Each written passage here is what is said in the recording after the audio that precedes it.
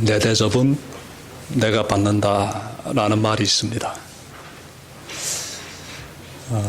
내 대접은 내가 받는다. 이 말 속에 담겨진 의미가 있지요. 내가 누군가에게 어떻게 행동하는가에 따라서 상대도 나에게 그렇게 대해준다는 거지요. 그래서 내 대접은 내가 받는다 라고 말하고 있는데요. 예수님께서 이렇게 말씀하십니다. 남에게 대접을 받고자 하는 대로 너희도 남을 대접하라. 이것이 율법과 예언서의 본 뜻이다. 예수님 하신 말씀입니다. 다시 말하면 남을 잘 대접하는 것이 하나님의 뜻이다라는 것입니다. 하나님의 그 법이 있는데요. 그 하나님의 법 속에 담겨져 있는 뜻이 무엇이냐? 남을 잘 대접하는 것이다라는 것이지요. 그러므로 여러분들이 하나님의 법, 이 말씀의 법을 잘 지키기 위해서는 남을 잘 대접하면 되겠지요. 여러분, 하나님의 법에 대해서 잠시 살펴봅시다. 마가복음 12장 29절부터 31절에서 한 율법 학자가 예수님에게 찾아와서 하나님의 법 중에서 첫째는 무엇입니까? 라고 질문했습니다. 그러자 예수님께서 이렇게 말씀하십니다. 들어보십시오. 내 마음을 다하고 내 목숨을 다하고 내 뜻을 다하고 내 힘을 다하여 주 너의 하나님을 사랑해라. 이것이 첫째라는 겁니다. 그리고 내 이웃을 내 몸과 같이 사랑해라. 이것이 또 둘째가 되겠습니다. 예수님 하신 말씀 보게 되면은요, 하나님을 사랑하고 그리고 이웃을 사랑해라 라는 것입니다. 이것이 하나님의 율법에서 가장 중요한 부분이 되겠다라는 말씀이에요. 근데 오늘 본문에서는 예수님께서 우리가 전심으로 하나님을 사랑해야 되는 것은 기본 중에 기본이기 때문에 이 부분은 생략하시고 이웃에 대해서만 강조하고 있습니다. 이웃에 대해서만. 이웃을 사랑해라 라고 강조하고 있는 것이지요. 사도 바울은 주님의 뜻을 잘 알았기 때문에 이렇게 말했습니다. 모든 율법은 내 이웃을 내 몸과 같이 사랑하라는 한마디 속에 담겨 있습니다. 갈라디아서 5장 14절에 보게 되면 이 말씀이 기록되어 있습니다. 모든 율법은 내 이웃을 사랑하라는, 어떻게? 내 몸과 같이 그렇게 사랑하라는 한 문장 속에 다 들어가 있습니다 라고 사도 바울이 말했고요. 또 그는 고린도전서 10장 24절에서 이렇게 말했습니다. 아무도 자기의 유익을 추구하지 말고 남의 유익을 추구하라. 중요한 말씀이 되겠습니다. 아무도 자기의 유익을 추구하지 말고 내 유익 추구하지 말고 상대의 유익, 이웃의 유익을 추구해라. 종합하면은요, 나의 유익보다는 다른 사람의 유익을 먼저 구하는 것이 이웃을 사랑하는 것이며 그 사람이 결국은 하나님의 법을 지키게 된다는 것입니다. 그런데 세상 보게 되면 하나님의 뜻을 역행하고 있습니다. 저마다 자기 이익에 몰두해 있습니다. 심지어 어떤 사람은요, 불의를 행하면서 타인에게 피해를 주고 있지요. 불법으로 자기 주머니를 챙기는 사건들이 비일비재하게 일어나고 있습니다. 그리고 타인에 대한 폭언, 폭행, 그리고 보복운전이라든지 거짓된 증언 등 타인에게 피해를 주는 불미스러운 사건들이 사라질 줄 모르고 있습니다. 이것이 우리의 일상의 삶에서 만나게 되는 그런 모습들이에요. 국가들 사이에서 일어나는 일들을 살펴보니 정의보다는 국익이 우선입니다. 여러분, 우크라이나만 놓고 봐도 알 수 있는데 이 우크라이나가 러시아의 침공을 받기 전까지만 해도 유럽 사회에서는 부정부패가 가장 심각한 나라였습니다.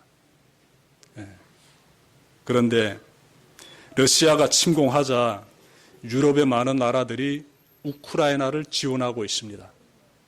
부정부패가 심각한 그러한 정권이 들어선 그 나라를 지원하고 있습니다. 왜 그럴까요? 정의보다는 국익이, 우리 국가에 주는 이익이 더 중요하기 때문에 그랬습니다. 즉 우크라이나 이 정권, 부패한 정권이지만 이것을 지켜주는 것이 우리에게 이익이 된다라고 유럽의 나라들이 판단했던 것이지요. 그래서 지원해주고 있는 것 아니겠습니까? 이것이 세상의 원리입니다. 세상을 보니 나의 유익보다는 남의 유익을 먼저 구하라는 하나님의 그 귀한 뜻은 안중에도 없습니다. 우리가 남의 유익을 구하는 삶, 다시 말해서 예수님의 말씀에 비춰본다면 남을 대접하는 그러한 삶을 살려면 어떻게 해야 할까요? 여러분, 어떻게 하면 될까요? 타인의 유익을 구하는 삶, 타인을 대접하는 삶, 이런 삶을 살기 위해서는 어떻게 해야 할까요? 예수님께서는 그렇게 살라고 말씀하고 있는데, 그렇게 사는 것이 하나님의 법을 지키면서 사는 삶이다라고 말씀하셨는데 어떻게 해야 할까요? 우리가 실천해야 되지 않겠습니까? 여러분, 타산을 앞세우지 말아야 합니다. 타산. 내가 이렇게 하면 당신에게 내가 어떠한 이런 배려를 베풀면 당신은 나에게 그만큼 보답해야 된다는 이런 타산으로 우리가 누군가를 섬기게 되면 안 된다는 말씀이 되겠습니다. 얼마 전에 결혼 축의금을 놓고 동료들 사이에 불화가 생겼다는 뉴스를 접했습니다. 내가 당신의 결혼식에 얼마의 축의금을 냈으니 당신도 내 결혼식에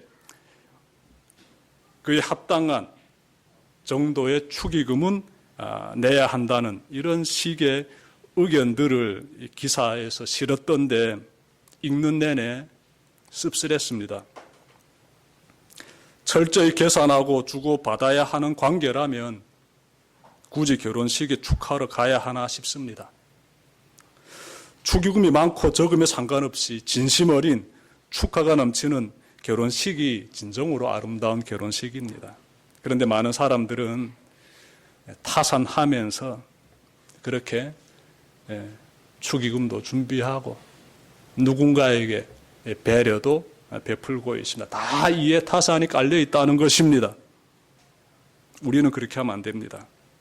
우리는요, 주님으로부터 받은 은혜를 생각하며 큰 은혜를 받은 자답게 그렇게 인생을 살아가야 합니다. 그렇게 남을 대접하면서 그렇게 살아가야 합니다. 어떻게? 에베소서 6장 7절 말씀에서 우리가 발견할 수 있듯이 주님을 섬기듯이 남을 섬기면서 그렇게 살아야 합니다. 여러분, 마태복음 18장 23절부터 35절에서 은혜 받은 자답게 살지 못하는 한 인물이 등장합니다. 예수님께서 비유로 이렇게 사용하신 인물인데 내용을 보게 되면은 왕으로부터 무려 1만 달란트나 빚진 한 사람이 있습니다. 1만 달란트 하게 되면은 천문학적인 숫자입니다. 그 금액이요, 어마어마합니다. 은 한 달란트는 6천 데나리온이에요. 한 데나리온은 노동자 하루 일당입니다. 하루 품삯이에요.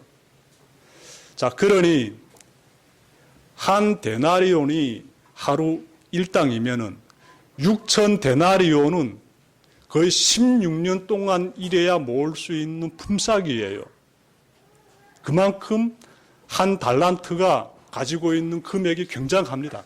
한 달란트가 6천 데나리온이요. 그러므로 한 달란트는 16년 동안 노동자 한 사람이 일해야만이 모을 수 있는 금액이에요. 그런데 1만 달란트를 하게 되면은 16만 년 동안이나 일해야 합니다. 그러니 죽지 않고 16만 년 동안 일해야 1만 달란트라는 돈을 모을 수 있습니다. 그러니 1만 달란트 빚진 사람은 어마어마한 금액을 빚진 거예요. 왕은 그 사람을 이렇게 감옥에 가둬서 그 죄에 대해서 징벌을 가해야 하는데 그 사람을 보니까나 불쌍합니다.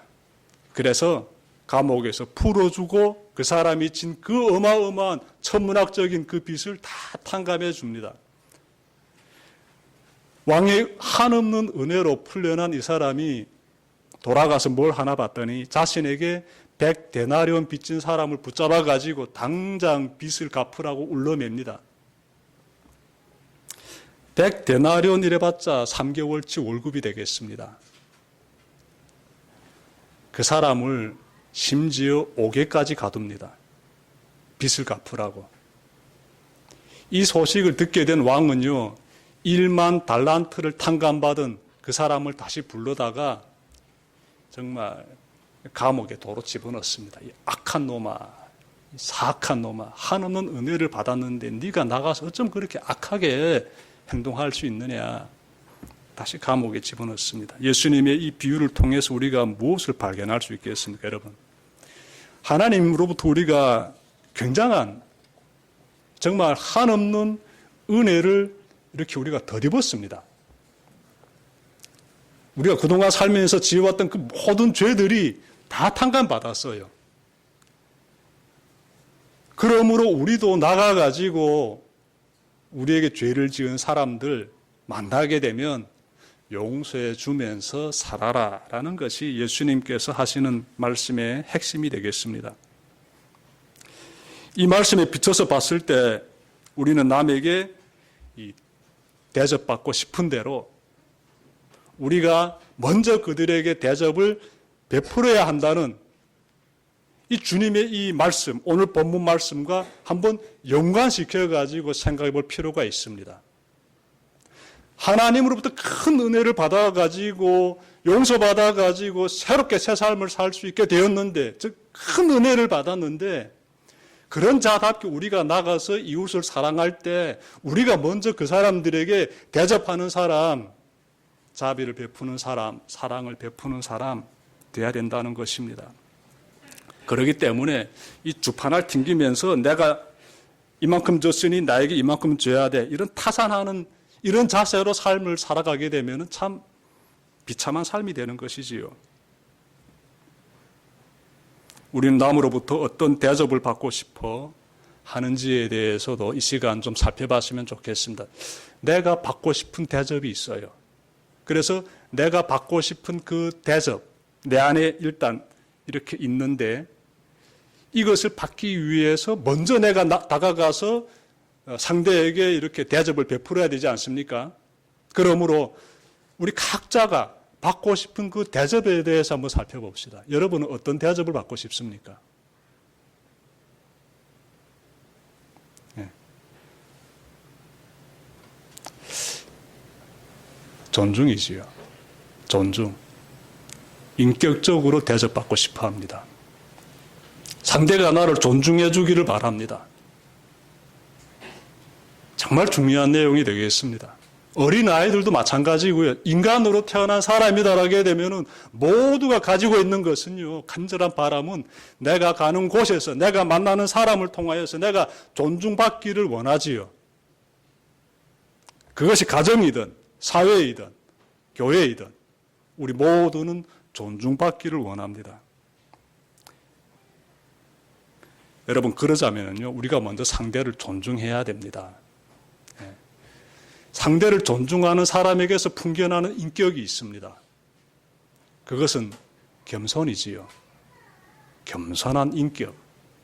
상대에게 내가 진짜 겸손한 모습으로서 다가갈 때 상대방은 야, 내가 이 사람으로부터 존중받는구나 라는 것을 느끼게 됩니다. 이 겸손이 너무나 중요한 거예요. 여러분들은 어떤 사람을 가리켜서 겸손한 사람이다라고 평가합니까? 뭐 이렇게 백화점 같은 데 가서 물건을 사려고 하게 되면은 그 판매하는 사람들이 아주 막 얼굴에 환하게 미소를 담고 막 허리를 굽신굽신 거리면서 막 특별하게 막 대해주면서 물건에 대해서 소개하고 사계에게 막 허리굽이 인사해주고 그런 모습을 취하는데 우리가 그 모습을 바라보면서 이 사람 참 겸손한 사람이다라고 평가합니까? 우리는 결코 그런 사람들에게 겸손한 사람이라고 평가하지 않습니다. 가식적인 그러한 모습일 수 있다. 그 내면에 진심으로서 우러난 사람도 있겠지만 대체로 직업 정신이 가동이 되어가지고 그 직업 가운데서 자신이 일을 감당해야 되기 때문에 그래서 그런 겸손을 표현한다라고 기본으로 우리가 깔고 그 사람들을 만나지요.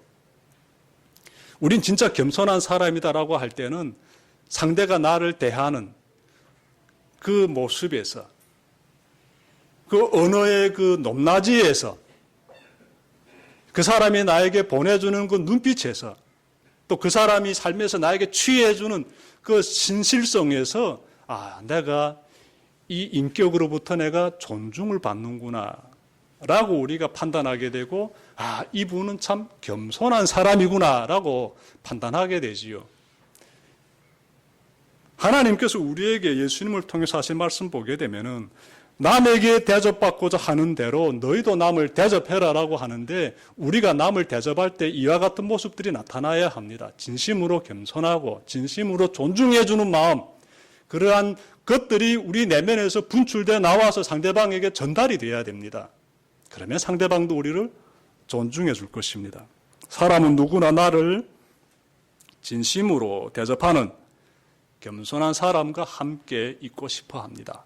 저부터 그래요. 사람은 자기가 잘났다고 머리 쳐들고 남을 헐뜯는 사람과 함께 있기를 싫어합니다. 그런 사람 옆에 다가가려고 하지 않습니다.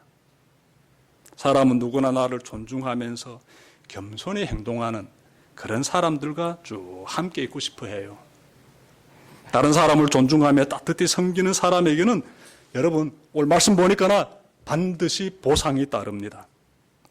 여러분 하나님은요 뿌린 대로 거두시는 하나님이십니다. 뿌린 대로 거두시는 하나님. 네. 하나님 나라의 통치 원리는 심고 거둠의 원리입니다. 여러분 갈라디아서 6장 7절 하반절과 8절 제가 읽겠습니다. 사람은 무엇을 심든지 심은 대로 거둘 것입니다.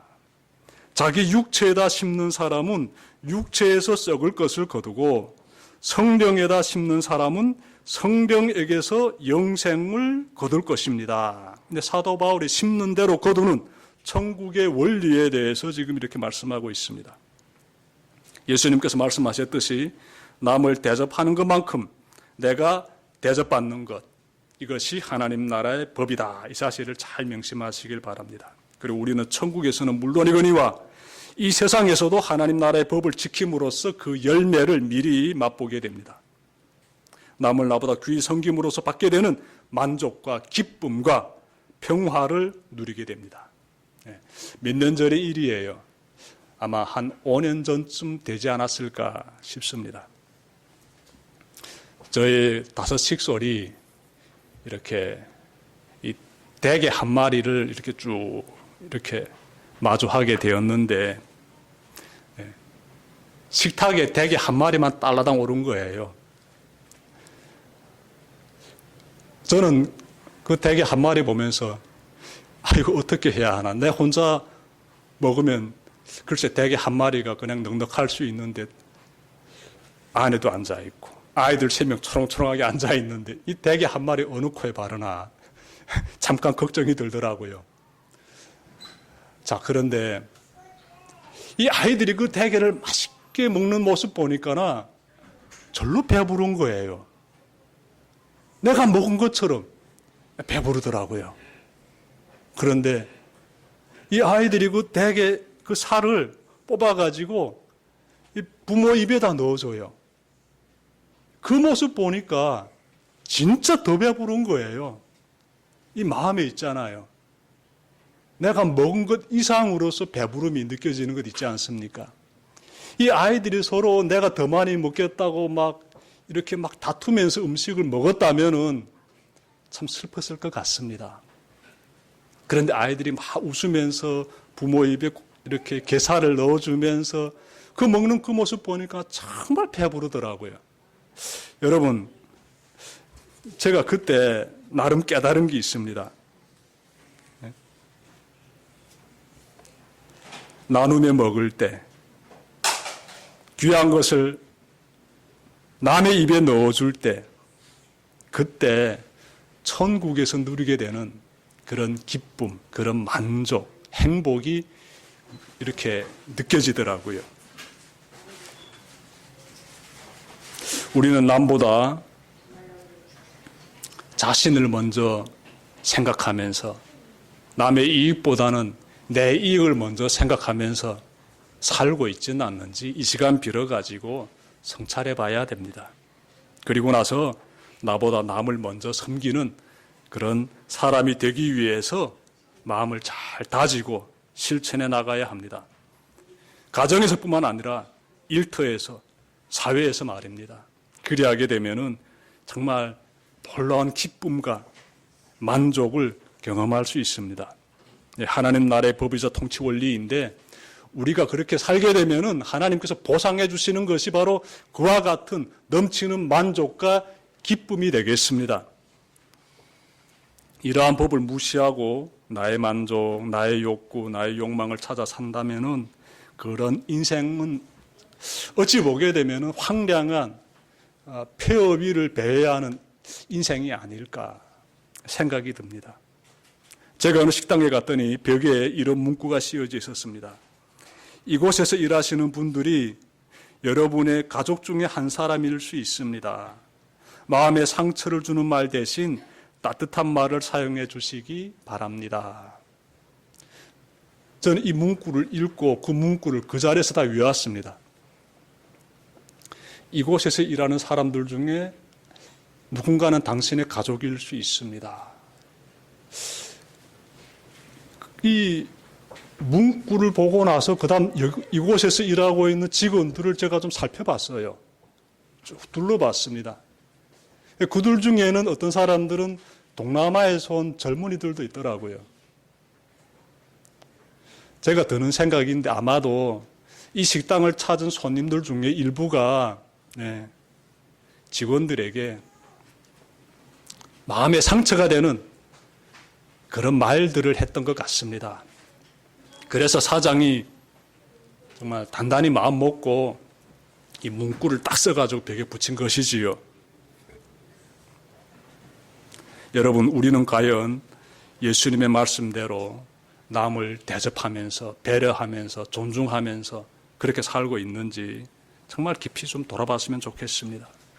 나는 지금 다른 사람을 어떻게 대접하고 살고 있는지 여러분들 지난 한 주 동안 남에게 어떻게 은사를 보내고 행동을 취했는지 살펴봤으면 좋겠습니다. 혹시 북한이나 중국에서 왔다는 이유만으로 여러분들이 일터에서 편견이라든지 그 어떤 모욕을 받은 적은 없습니까? 만약 그렇다면 그 마음에 큰 상처를 받았을 텐데 여러분 그때마다 힘을 내시길 바랍니다. 여러분들 하나님의 나라를 바라보시길 바랍니다. 오늘 예수님께서 하신 말씀 보니까 하나님의 나라의 세계가 보입니다. 우리가 들어가게 될 하나님의 나라는 어떤 세계인지가 안겨집니다. 그곳에서 우리는 어떻게 살게 될지, 서로 상호 간에 어떤 관계가 형성되게 되는지 그려보게 됩니다. 그 천국에서 말입니다. 천국에서. 서로가 상대 이익을 위해서 배려하면서 그렇게 대접하면서 살고 있은즉 이 세상과는 다르지 않습니까? 그러므로 지금 이 세상에서 당하고 있는 이 마음의 상처들 나를 짓누르고 있을 때마다 천국을 바라보면서 우리 천국이 얼마나 아름다운 곳인지 우리 하나님께서 통치하는 세계가 얼마나 정말 귀하고 복된 세계인지를 생각하면서 우리 힘을 내어 이겨냅시다. 세상의 상처 앞에서 내 마음을 짓누르는 상처 앞에서 이겨냅시다. 천국을 바라보면서 말입니다. 천국을 바라보면서 하나님의 통치하신 나라 너무나 귀한 나라지요. 여러분들이 서로에게 이렇게 힘을 주는 오늘 말씀을 우리가 좀 마음에 잘 새기면서 전에는 내가 피해자가 되었다라게 되면은 이제부터는 내가 그 피해자들에게 격려해 줄 수 있는 사람, 우리들 중에 그런 사람들 있지 않겠습니까? 전에 내가 이렇게 편견으로 인하여서 내가 고통당했는데, 전에 내가 이렇게 이방인, 즉 나그네로서 살아가는 그 나의 정체성 때문에 예전에 내가 이 마음의 스트레스 짊어지고 살았는데, 나 이제는 이 예수 그리스도 안에서 천국을 품고 삶으로써 이 시련들을 난 다 이겨내고 이제는 나는 괜찮은데, 주위를 둘러보니까 예전에 나와 같은 모습으로 살아간 사람들이 보일 수 있습니다. 그런 분들에게 다가가지고 여러분들께서 부디 힘이 되는 그러한 귀한, 그들에게 참으로 중요한 이 복음의 말씀들을 전달해 주시기를 바랍니다.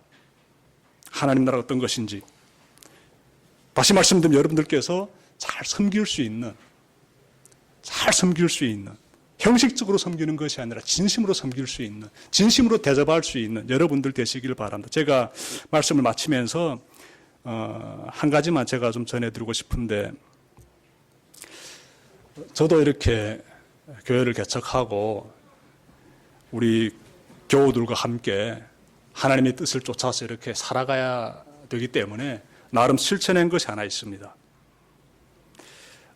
다른 건 아니고 제가 지난번에도 제가 말씀드렸어요. 하지만 이체한지입니다. 어떤 시도를 했는가 하면 나보다 나이가 많이 어린 우리 교우들에게 반말하지 말고 존칭을 써야겠다. 이런 각오를 가지고 제가 실천했습니다. 개척해서 제가 실천했어요. 그런데 그렇게 함으로써 상대를 좀 잘 대접하고 싶고 상대를 잘 존중하게, 이렇게 귀하게, 인격적으로 내가 이렇게 좀 관계를 맺고 싶어가지고 그래서 반말하지 않고 존칭을 쓰기로 결단하고 딱 시작했는데 너무 힘들더라고요. 나보다 10년 퍽 아래인 이 젊은이들에게 그냥 애정어린 마음으로 반말하는 것이 참 편하고 좋았는데, 아니 갑자기 이렇게 존칭을 쓰려고 하니까 나도 힘들고 듣는 사람도 힘들어해요. 듣는 사람도. 눈과 눈을 마주보면서 존칭을 실천할 때는 그나마 좀 괜찮은데 이 전화로 말할 때는 특별히 힘들더라고요. 막 혀가 굳어져요. 말이 안 나가요. 기도드리면서 하나님 도와주세요. 제가 이 고비를 넘겨야 되겠습니다. 언제까지 제가 반말하겠습니까? 도와주십시오, 하나님. 그렇게 기도드리면서 제가 수년을 노력했습니다. 수년을. 몇 년 됐어요. 그렇게 계속 노력하다 보니까 지금은요, 편합니다. 존칭이 저절로 나오고요. 진심으로 존칭이 이렇게 대화 가운데서 흘러나옵니다. 그런 가운데서 내가 이분을 인격적으로 진심으로 존중한다는 것이 이렇게 존칭과 더불어서 전달이 잘 되고 있다라고 저는 나름 이렇게 판단하고 있습니다. 너무 잘 선택했습니다. 여러분들 대성교회 안에서 말입니다. 이렇게 우리가 이 교회 공동체 안에서 이 가운데서 우리가 문 열고 들어와가지고 만나게 되면은 이 자리는 곧 공식적인 자리가 됩니다. 공식적인 자리. 사적인 두 사람이 모여있는 자리가 아니라고요. 다 공식적인 이 자리에서는 우리 모두 존칭을 사용합시다. 내가 상대를 이렇게 존중히 여기고 그것을 내 단어 속에 표현해가지고 전달할 때 상대방은요, 내가 존중을 받는구나. 이분이 참 겸손한 분이시네. 이런 것을 느끼게 돼요. 그래서 나도 이분을 잘 대접해야지라는 마음가짐을 가지게 되지요. 예수님 말씀하신 것처럼 너희는 무엇이든지 남에게 대접을 받고자 하는 대로 너희도 남을 대접하여라. 이것이 율법과 선지자의 본 뜻이다 이렇게 말씀하셨는데 이 말씀을 여러분들이 일상에서 부디 실천하시길 바라고 이 교회 안에서 말입니다. 또한 이 말씀대로 살아가시기를 바랍니다. 한 주가 시작되는데 여러분들 삶 가운데서 하나하나의 도전들을 세우고 실천해내시기를 주님의 이름으로 축원합니다. 기도드립시다.